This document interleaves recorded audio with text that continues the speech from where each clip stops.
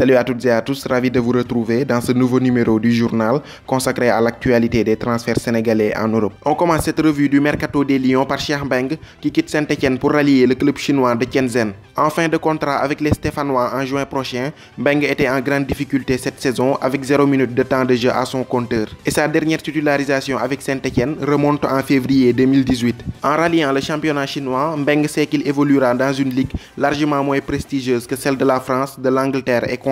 Mais l'envie de retrouver du temps de jeu a certainement pesé très lourd sur sa prise de décision. Avec son nouveau club Tianzhen, Mbengue aura l'occasion de jouer plus. En outre, les salaires astronomiques proposés par les clubs chinois lui permettront de se mettre à l'abri financièrement. À 30 ans, le temps presse et il faut penser à l'après-carrière.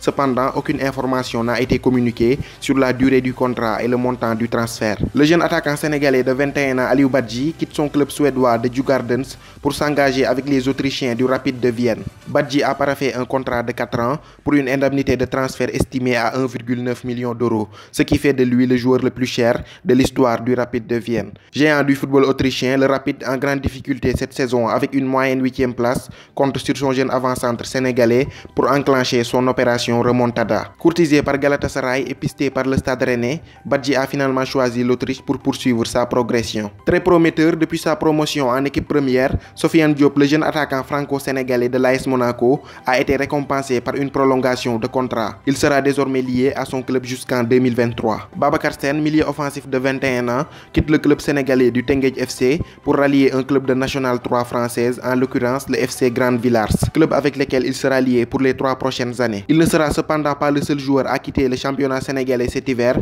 puisqu'Amdi Conté, désormais ex-capitaine de Génération Foot, vient de rejoindre le Evian Tonon FC. Cependant, aucune information n'a été communiquée sur la durée du contrat et le montant du transfert. Sans club depuis maintenant 3 ans, l'ex-international sénégalais de 34 ans, Guiran Ndao, vient de s'engager avec le club amateur français, l'AS Algrange. On termine ce journal du Mercato des Lions par Moussa Konaté, qui a reçu une offre de 10 millions d'euros venu d'un club saoudien dont l'identité n'a pas été dévoilée. Cependant, son club amiens est catégorique. Pour eux, un transfert de l'attaquant sénégalais de 25 ans n'est pas d'actualité.